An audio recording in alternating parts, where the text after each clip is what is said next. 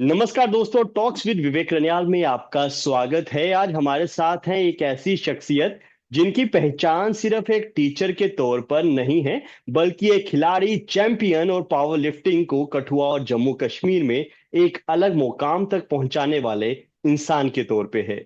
वे हैं Shri Shabeel Ahmed, general secretary power lifting association Kathua, जिनकी journey gold medal से शुरू होकर आज बहुत सारे खिलाड़ियों को नेशनल और इंटरनेशनल स्तर तक पहुंचाने तक की है। आइए जानते हैं इनकी प्रेरणादायक कहानी। सबसे पहले शबीर भैया, आपका बहुत बहुत स्वागत है टॉक्स विद विवेक रनियाल में। सबको मेरा प्यार भरा नमस्कार। थैंक यू विवेक जी। शबीर भैया, बचपन से ही आप स्पोर्ट्स खेलने का शौक रखते थे। स्कूल कॉलेज से लेकर गोल्ड मेडल तक का सफर, ये कैसे शुरुआत हुई और इसके बारे में थोड़ा सा बताइए। असल में विवेक जी क्या होता है कि जो रियल मोटिवेशन है वो मुझे बचपन से ही घर से ही मिलना शुरू हो गई थी। तो हमारे ताया जी पुलिस डिपार्टमेंट में एक बड़े कामयाब ऑफिसर रैंक पे रिटायर हुए हैं, जनाब सरदार खान साहब।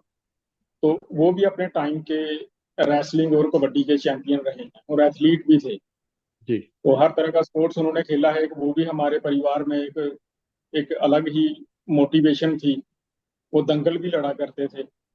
जी। तो हमें भी प्रेरणा घर से ही मिली है कि पापा भी कहते थे कि जब हम सुबह स्कूल जाते हैं, जब मैं प्राइमरी में था, मतलब बिलो 10 ईयर्स एज, तो तब भी अपने गांव के स्कूल में जाना तो सुबह भागते दौड़ते हुए स्कूल जाना, और जब छुट्टी होनी तो वहां से भी दौड़ते हुए ही घर आना।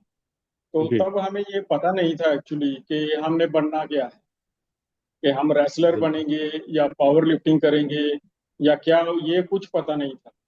पर सुबह जब नहाना, नहाने से पहले मालिश करनी, दंड बैठक निकालना, ये बड़ी पुरानी 30-35 साल पुरानी बात सुना रहा हूँ आपको। जी। जी। तो तभी घर से ही मोटिवेशन मिली और ये स्पोर्ट्स का जो एक नेचर बन गई कि मतलब ऐसे मोटिवेशन मिल गई हमें और शुरू हो गए थे हम। जैसे आप कह रहे हैं कि मैंने रेसलिंग से शुरू किया, रेसलिंग से करते करते आप पावर लिफ्टिंग में कैसे आए, फिर आपकी गोल्ड मेडल तक की जर्नी कैसे रही, ये इसके बारे में थोड़ा बताइए। रेसलिंग मैंने कोई बड़े दंगल नहीं लड़े हुए। मैं जी। बचपन की बात सुना रहा हूँ कि जब मैं 5वीं तक पढ़ता था, तो सुबह जब हम नहर पे या नाले पे नहाने जाते थे, तो वहां पे मालिश करके कसरत करनी, और फिर आपस में जो हम लड़के थे तो कुश्तियां करते थे, जीतना हारना, पूरा जोर लगाना, कबड्डी भी खेलते थे। फिर ये शौक चलता रहा चलता रहा। एक दूसरे से मोटिवेशन मिलती रही। जब प्राइमरी से हम मिडिल स्कूल में गए तो वहां पे बाहर के लड़कों के साथ सिटी में आ गए हम। वहां पे कंपटीशन बढ़ता गया, एक्सरसाइज भी अलग, उसका एक शेड्यूल चेंज होने लगा आहिस्ता आहिस्ता।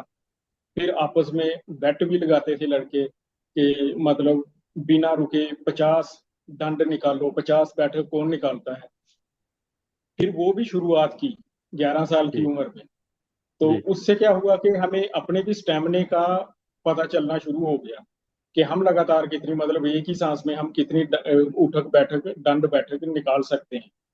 तो जी। वो 11 साल की एज में भी 100 क्रॉस कर गया था मैं। तो ग्रेट। फिर ऐसे ही आहिस्ता आहिस्ता बढ़ते गए आगे कदम स्पोर्ट्स की तरफ। 10वीं तक, 11वीं तक, फिर हम inter school, inter zonal, inter district, वो कबड्डी, जो भी स्पोर्ट्स की एक्टिविटी होनी हमने सब उसमें हिस्सेदारी लेनी। जी। उसके बाद जब हम कॉलेज पहुंचे साल 2002 में, जी। तो हमारे इधर डिस्ट्रिक्ट कठुआ में एक नगरी साइड एक गांव पड़ता है, जाखबड़। जी। तो वहाँ हाई स्कूल में दंगल था। तो नेहरू युवा केंद्र की तरफ से वहाँ पे टूर्नामेंट भी थी स्पोर्ट्स की, जिसमें कबड्डी थी और रेसलिंग थी। जी। तो वहाँ पे मैंने पार्टिसिपेट किया। उस टाइम जम्मू कश्मीर के वाइस चीफ मिनिस्टर थे श्री मांगतराम शर्मा जी। जी। तो वो वहाँ पे चीफ गेस्ट थे, तो एडमिनिस्ट्रेशन भी थी वहाँ पे। तो वहाँ पे मेरा अच्छा प्रदर्शन देख के वहाँ पे मुझे रेसलिंग में गोल्ड मेडल मिला। ठीक है। तो वो एक अलग ही उस वक्त एनर्जी थी कि अपने घर गांव से बाहर किसी दूसरे गांव में जाके जीतना और गोल्ड मेडल मिलना। तो उससे मेरी हिम्मत हौसला बहुत बढ़ा। तो वो जो मुझे फोटो मिले थे या अखबार में फोटो आई थी, तो वो मैं घर परिवार मोहल्ले और दोस्तों में शेयर करने लगा और शाबाशी मिलने लगी। इससे मेरा हौसला बहुत बढ़ा। तो जी। ये सब देखते देखते ही कोई एक इंसान मुझे मिला वहां पे बाजार में, तो उन्होंने कहा कि रेसलिंग कब तक करोगे, आपको जिम ज्वाइन करनी चाहिए, जिम में करो एक्सरसाइज, तो वहां पे आपको एक अच्छा प्लेटफॉर्म मिलेगा, तो आप वहां पे भी ट्राई करो, स्टेडियम में आओ, ये वो। तो फिर मैंने स्टेडियम गया, फिर कठुआ में जिम ज्वाइन की। तो जैसे दूसरे लड़के करते थे एक्सरसाइज, हम भी करना शुरू हो गए।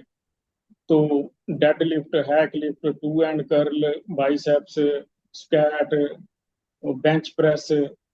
फिर वहां पे जाके पता चला, कहीं किसी चीज में हिस्सेदारी लो तो वो एक एक्सपीरियंस जो है वो एक अलग किस्म का होता है। ऐसे सुनी सुनाई बातें या टीवी पे बॉडी बिल्डिंग या WWE की रेसलिंग देखना, वो एक अलग बात होती है कि इतना मस्कुलर बनना और इतना पावरफुल बनना। जब हम ये ग्राउंड लेवल पे उतरते हैं, देखते हैं, उसको करते हैं, तो फिर तजुर्बा सही मानों में होता है कि असल में है बिल्कुल। क्या।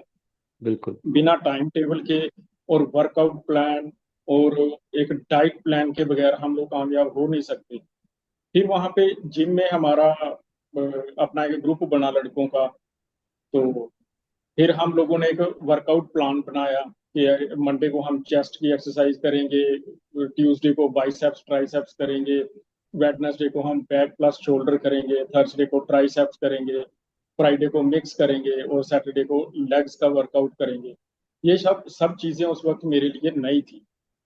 जी। इसी दौरान हमारे डिस्ट्रिक्ट में चैंपियनशिप एक ऑर्गेनाइज हुई, तो हमने उसमें पार्टिसिपेट किया।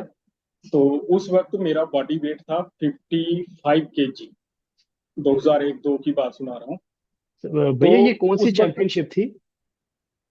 ये स्ट्रेंथ लिफ्टिंग की थी। ओके, ठीक है। हाँ। तो अपने वेट कैटेगरी में मैं हमेशा से ही फर्स्ट रहा, जी क्योंकि बिल्कुल। मेरी बेंच प्रेस अच्छी थी। तो मेरा गोल्ड मेडल आना शुरू हो गया। फिर उसके बाद तब ही ये पार्टिसिपेट करने के बाद ही पता चला, संस्था से जुड़ने के बाद पता चला कि इसके बाद स्टेट लेवल की चैंपियनशिप होगी। हम्म। फिर उसके बाद नेशनल जाते हैं, तो मैंने स्टेट लेवल की भी लड़ी। तो फिर उसके बाद नेशनल चैंपियनशिप में भी पार्टिसिपेट किया, जो कि नेशनल हुई थी गुजरात, सूरत में, जी। 2002 में ये। तो फिर उसके बाद आहिस्ता आहिस्ता जो बाकी के इवेंट थे, तो हम थे ही स्पोर्ट्स नेचर के, जहाँ पे भी दंगल होना चले जाना, कबड्डी की टूर्नामेंट होनी चले जाना है, बॉडी बिल्डिंग में भी पार्टिसिपेट करना। फिर पावर लिफ्टिंग की भी चैंपियनशिप हुई। तो वो देख के वो फिर हमें लगा कि ये पावर लिफ्टिंग में एक सिंगल बेंच प्रेस चैंपियनशिप भी होती है। तो मतलब ऐसे अपने आप का ना, अपने अपने कैलिबर का हर इंसान को पता होता है कि मेरा हाथ किस तरफ ज्यादा चलेगा, या मैं बिल्कुल। बेस्ट किस में हूँ, डेडलिफ्ट में हूँ, स्क्वाट में हूँ, बेंच प्रेस में हूँ, बॉडी बिल्डिंग में हूँ, रेसलिंग में हूँ, जूडो में हूँ, एथलीट हूँ, या क्रिकेट भी खेलते थे हम। पर हमें पता है कि हम वो आखिर तक जहाँ मंजिल है वहां तक कैसे पहुंचना है, हमारा बेस्ट क्या है, हम हमारा हाथ कहाँ पे फिट बैठेगा। तो मैंने पावर लिफ्टिंग बेंच प्रेस को चुना। उसमें रीजन एक और था कि जो हमारे ऑल जे एंड के पावर लिफ्टिंग एसोसिएशन के जनरल सेक्रेटरी श्री अजय कुमार शर्मा जी हैं, तो उनसे मेरी एक लंबी बातचीत हुई। मैं उन्हीं के साथ बैठ के डिस्कस कर रहा था कि सर, अगर हम बेंच प्रेस में हम मेडल लाएं, तो हमने सुना है कि गवर्नमेंट की तरफ से जॉब भी मिलती है। जी। तो बड़ा मुस्कुरा के, हाँ, तो बड़ा मुस्कुरा के उन्होंने मुझे जवाब दिया कि हाँ, एक स्पेशल एसआरओ है Jammu Kashmir state sports council का, 349। ओके। तो उसके तहत अगर आप इंडिया लेवल पे कोई भी पोजीशन लेके आते हो, गोल्ड, सिल्वर या ब्रॉन्ज, तो आपको यहाँ पे स्टेट में गवर्नमेंट जॉब मिलेगी। क्योंकि वो कोई भी एथलीट हो, चाहे फुटबॉल है, कबड्डी है, रेसलिंग है, जूडो है, वुशु है, किक बॉक्सिंग है, या कोई भी ऐसे 36 गेम्स जो हैं वो एसआरओ 349 के अंदर एफिलिएटेड थी। तो जी। हमें शौक पड़ गया कि अब हम सारा कुछ इधर उधर का स्पोर्ट्स छोड़ के एक ही गेम पे फोकस करेंगे और उसको हम काफी आगे तक लेके जाएंगे, और इसके साथ साथ हमें हमारा कैरियर सेफ हो जाएगा, तो ये बहुत बेहतर रहेगा हमारे लिए। तो फिर उसके बाद डिस्ट्रिक्ट लेवल पे पावर लिफ्टिंग की चैंपियनशिप भी हुई, उसमें भी मैंने पार्टिसिपेट किया। तो 2001-2 से 2007-8 तक जितनी भी डिस्ट्रिक्ट लेवल के चैंपियनशिप्स हुई तो उसमें मैं चैंपियन रहा। ग्रेट। स्ट्रेंथ लिफ्टिंग में भी चैंपियन ऑफ चैंपियन का टाइटल मेरे नाम रहा है। और इस पावर लिफ्टिंग में जो एक पावर मैन ऑफ कठुआ का एक टाइटल मिलता था, वो भी हमेशा मेरे नाम पे रहा जब तक मैं खेलता रहा। ग्रेट।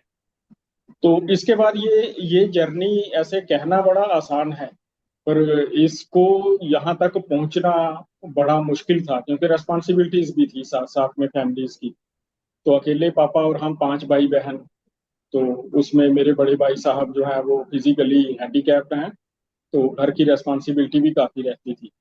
तो ग्रेट। पढ़ाई में मैं इतना होशियार नहीं था जितने मेरे भाई साहब और बहनें एमफिल एमएड हैं सारे।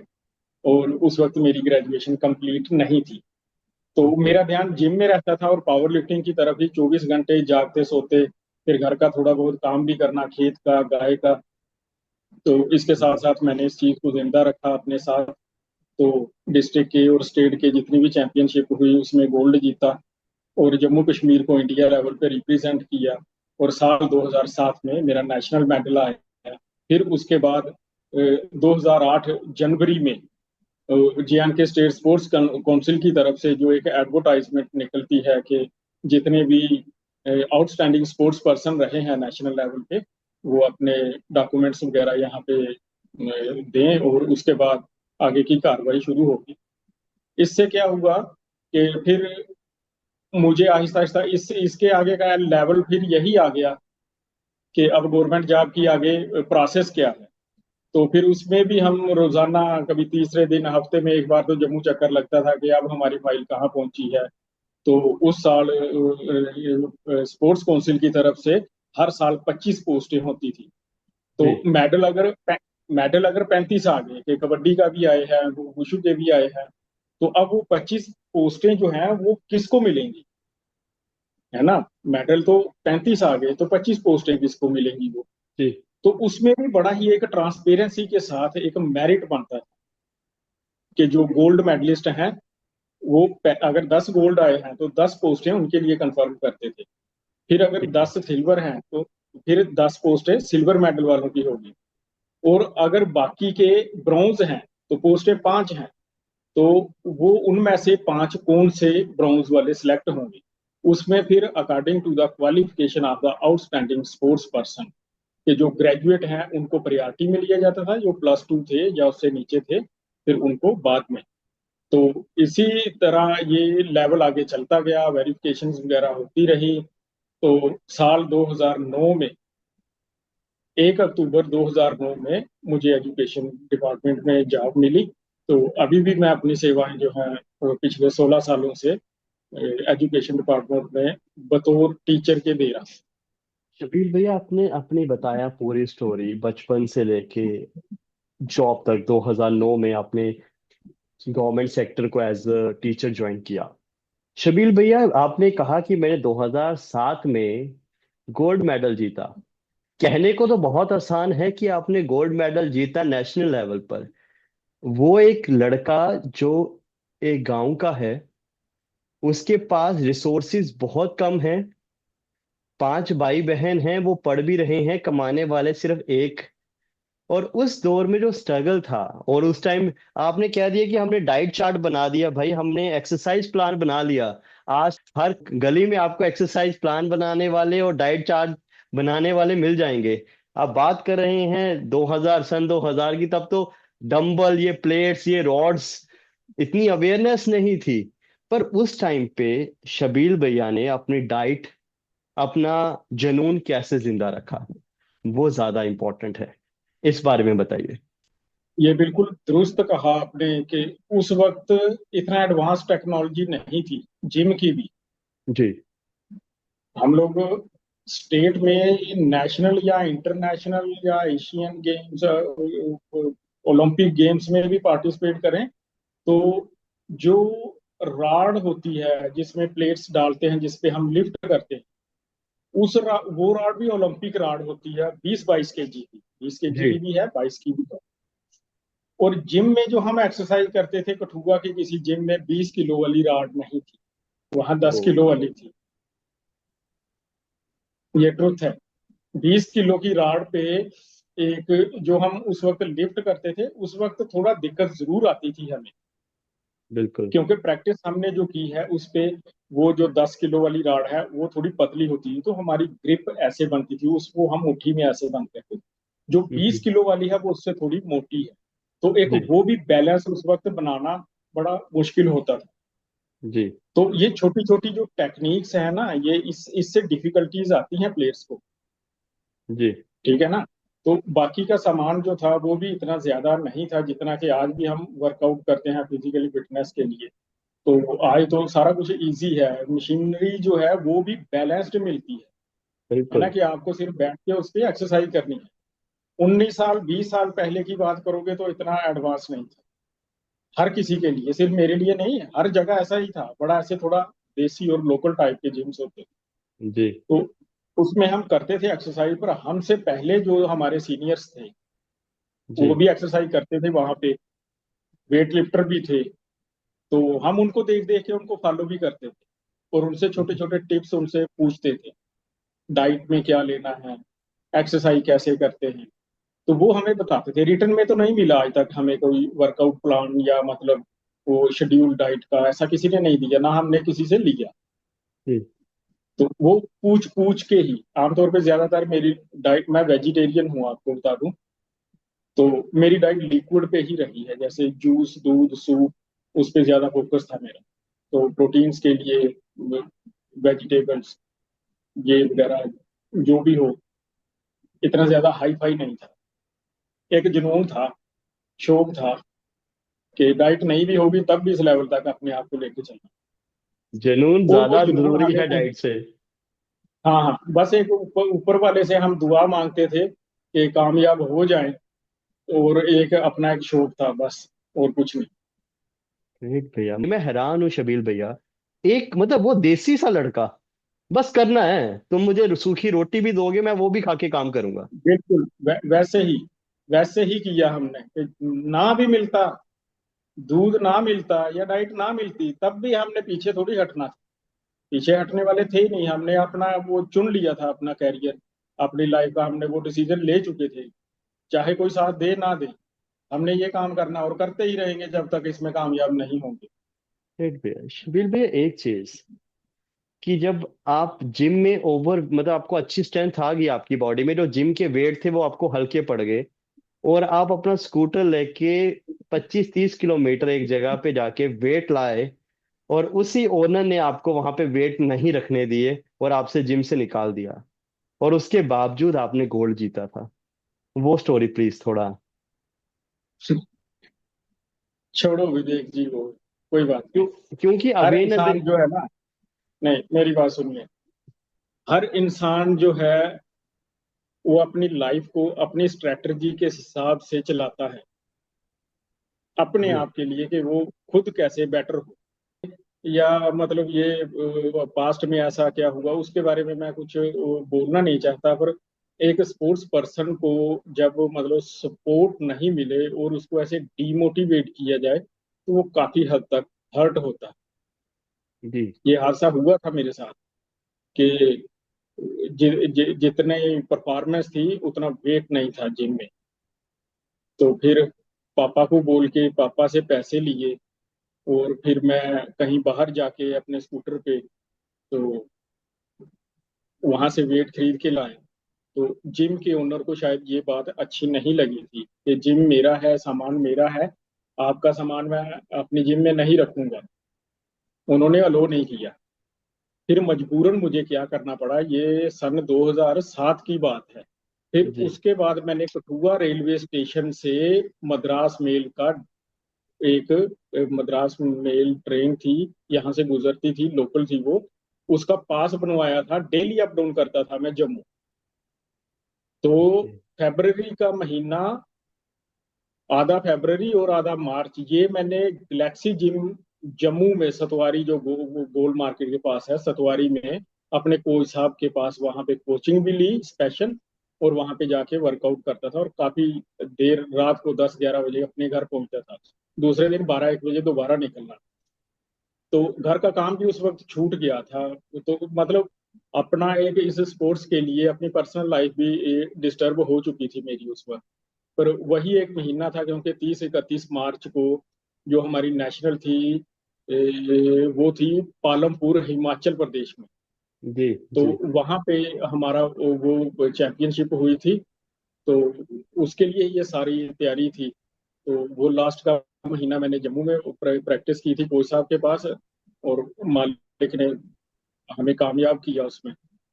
भैया आपके लिए एक लाइन याद आ रही है, मंजिल मिल ही जाएगी भटकते भटकते ही सही, गुमराह तो वो है जो घर से निकलते नहीं। अगर वो जिम वाले आपको कहते मैं वेट रख लेता, शायद आप साहब के पास नहीं पहुंचते, वो 1 1.5 महीने की ट्रेनिंग नहीं होती, और आपका नेशनल गोल्ड नहीं आता। जो होता है शायद अच्छे के लिए होता है।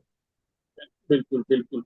अगर जी इंसान घर पे ही बैठा रहे या बाहर नहीं ना निकले, या ये छोटी मोटी बातों से अगर डिमोटिवेट हो जाए, तो अपने मकसद से वो चूक जाएगा, पटरी से उतर जाता है। हमने हिम्मत रखी, हम चलते रहे, आगे आगे बढ़ते रहे, तो उस लेवल तक मालिक ने हमें पहुंचाया। आज रोजी रोटी भी लगी हुई है, सब उसी का खा रहे हैं। भैया, आज भी लोग पावर लिफ्टिंग को बॉडी बिल्डिंग समझ लेते हैं, और हमारे दर्शकों को आप बताइए कि पावर लिफ्टिंग असल में है क्या, और पावर लिफ्टिंग में सबसे ज्यादा जरूरी चीज क्या है, और टेक्निक्स क्या हो सकती हैं। देखो विवेक जी, जो लोग जिम में जाते हैं ना, उनको जी उनको सबको पता है कि जी पावर लिफ्टिंग क्या है और बॉडी बिल्डिंग क्या है। जी जो लोग जिम नहीं जाते, या मतलब सिर्फ टीवी पे देखते हैं, या जिन्होंने सिर्फ सुना है, उनको शायद इस चीज का ज्ञान नहीं होगा। जी जो जो बॉडी बिल्डिंग गेम है, ये भी बहुत बड़ी एक गेम है, बहुत बड़ा प्लेटफॉर्म है, बहुत दुनिया इसमें लड़कों लड़कों को शौक है। तो बॉडी बिल्डिंग जो है, ये एक मसल मैन जिसको कहते हैं, जो स्टेज पे मसल शो है, उसके लिए बड़ी मेहनत लगती है। जी डाइट का उसमें और एक्सरसाइज का एक बड़ा, अपने आप को बड़ी चीजें सेक्रीफाइस करनी पड़ती हैं उसमें। जी तो बॉडी बिल्डिंग है स्टेज पे मसल शो करना, जी अपने कंप्लीट बॉडी के बाइसेप्स, ट्राइसेप्स, शोल्डर्स, एब्स, ऐसे ऐसे मसल जिनका मैं नाम भी नहीं जानता। जी और जो पावर लिफ्टिंग ये वेट लिफ्टिंग की तरह इसमें वेट लिफ्ट करना पड़ता है। जी पर वेट लिफ्टिंग में जैसे हम वेट उसमें पूरा ऊपर तक लेके जाते हैं, पावर लिफ्टिंग में ऐसा नहीं होता। पावर लिफ्टिंग में 3 इवेंट्स हैं अलग अलग, कि शोल्डर्स पे वेट उठा के उसको स्क्वैट करना, नीचे बैठना पूरा और फिर उठना। जी फिर उसके बाद जैसे रेफरी की कमांड हो, रेफरी की कमांड से ही हम लोग रैक करते हैं। और जी दूसरा बेंच प्रेस है, लेट के बेंच पे। तो लिफ्ट लगाने के मतलब दोनों हाथों से ऐसे पकड़ के, तो चेस्ट के साथ टच करना। तो जब रेफरी स्टार्ट बोले तो फिर नीचे लाना, और जब अप बोले तो ऊपर रखना। फिर वो रैक बोलते हैं तो लिफ्ट को छोड़ना पड़ता है। अपनी मर्जी से बिना कमांड के, रेफरी की कमांड के बगैर हम लोग उठा के ऐसे लगा के रखते, तो वो लिफ्ट फेल हो जाती है। ओके ये ओके। इसमें अंतर है, बॉडी बिल्डिंग और लिफ्टिंग ये दोनों अलग अलग इवेंट्स हैं। आप अभी बहुत सारे इवेंट कठुआ में करा रहे हो, बहुत हजारों के तादाद में यूथ पार्टिसिपेट भी करते हैं। नेशनल लेवल पे, स्टेट लेवल पे कठुआ का नाम भी रोशन हुआ है, बहुत सारे नेशनल इंटरनेशनल प्लेयर भी आपने पावर लिफ्टिंग के थ्रू हमारे डिस्ट्रिक्ट को दिए। एक वो लड़का जो गोल्ड जीता और आज कहीं लोगों को गोल्ड दिलवा चुका है, इंटरनेशनल लेवल पे भी बच्चे जीत के आ रहे हैं हर साल। कैसा लगता है शबील भैया।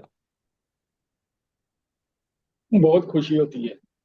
इसके लिए अल्फाज नहीं है हमारे पास के इस जज्बात को हम कैसे बयान करें किसी के सामने। ये हमारी दुनिया है। ये स्पोर्ट्स वाला जो मैटर है ना, इसको क्या डिस्क्लोज करना, शायद मुझ में इतने काबिलियत ही नहीं, या मैं इतना ज्यादा, मेरे पास वो अल्फाज है ही नहीं कि हम उस कामयाबी को किसी के साथ कैसे शेयर करें।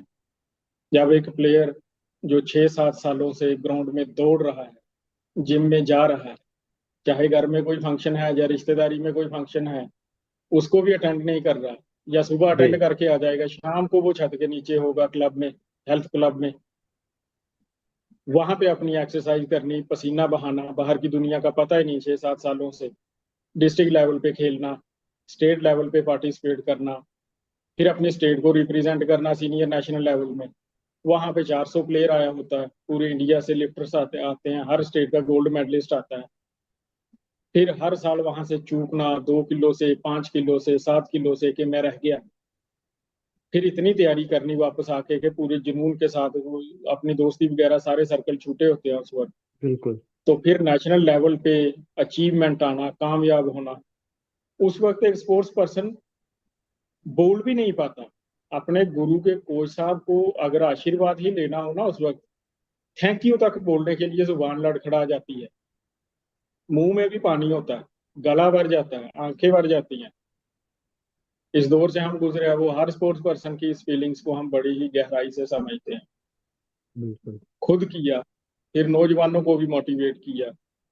फिर कठुआ से कितने प्लेयर हैं जो नेशनल लेवल पे मेडल लेके आए हैं। बिल्कुल।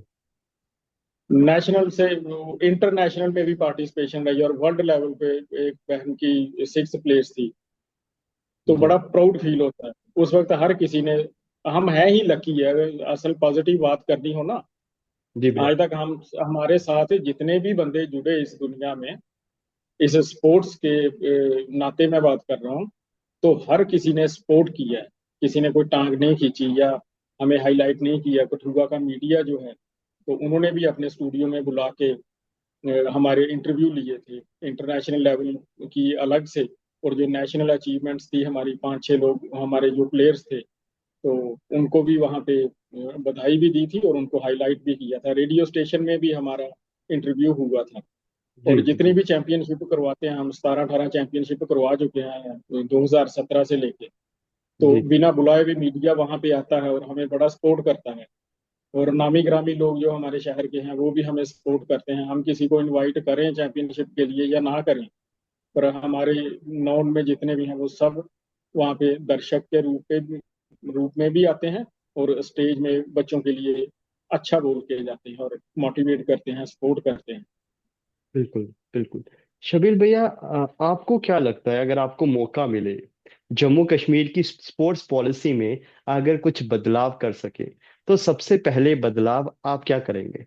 जम्मू कश्मीर में हाँ, जम्मू कश्मीर की स्पोर्ट्स पॉलिसी में अगर कुछ बदलाव करना हो तो। इसमें एक थोड़ा, अभी पिछले दौर से ना, जी। जैसे हमारे टाइम में गवर्नमेंट जॉब मिलती थी नेशनल जी। अचीवर्स को, जी। तो पिछले अरसे से वो गवर्नमेंट जॉब नहीं मिल रही। जी। हमने बहुत बार रिक्वेस्ट की कि वो दौर दोबारा शुरू हो, ताकि प्लेयर्स को बेनिफिट भी मिले, उनका कैरियर भी बने। जी। वो हमारी एसोसिएशन के अगेंस्ट ही कोई पैरेलल में खड़ा था। जी। एक बार ये एसोसिएशन किसी और के पास भी थी। जी। तो वो कोई ऑफिशियली कुछ गड़बड़ हुआ था, उसका मुझे ओके। ज्यादा जानकारी नहीं। वो कोई साहब भी उस चीज को हैंडल कर रहे थे और कोर्ट केस भी था, जिसकी वजह से स्पोर्ट्स पर्सन को काफी नुकसान हुआ कि वो नौकरियां मिलना बंद हो गया। एसआरओ है, बाकी की जी। स्पोर्ट्स से सबको मिल रहा है बेनिफिट, पर जी। हमारी पावर लिफ्टिंग को नहीं मिल पाए। जी। तो सबसे पहले मेरा वही है कि हमारे प्लेयर्स को गवर्नमेंट जॉब मिले, उनका कैरियर बने, है ना। बाकी बेनिफिट्स तो मिलते हैं, जैसे कोई नेशनल जिसके पास सर्टिफिकेट है, वो ग्रेजुएट है, उसने आगे पोस्ट ग्रेजुएशन करनी है, तो आगे किसी यूनिवर्सिटी में एडमिशन लेनी होगी तो उसको कोटे में मिलता है, कोटा मिल जी। जाता है उसको स्पोर्ट्स का। स्कॉलरशिप में भी हमें मदद मिलती है, और भी हर जगह हमारा कोटा है। पर वो जैसे आपका सवाल था कि जम्मू कश्मीर की पॉलिसी में क्या चेंज लाएंगे, तो मैं अपनी पावर लिफ्टिंग को दोबारा उसी जगह पे देखना चाहूंगा जहाँ पे हमारे लेवल पे थी, हमारे वक्त में थी।